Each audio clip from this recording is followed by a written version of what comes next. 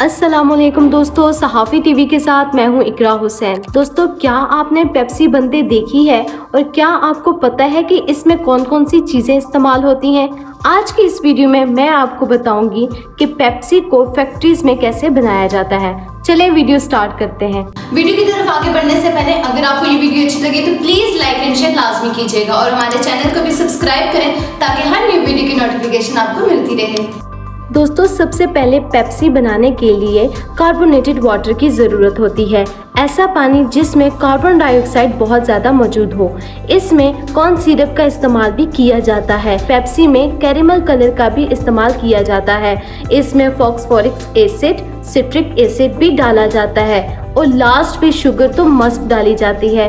दोस्तों, क्या आप जानते हैं कि पेप्सी में 95% पानी ही मौजूद होता है। पेप्सी में डाले जाने वाले पानी को बहुत अच्छे से टेस्ट किया जाता है।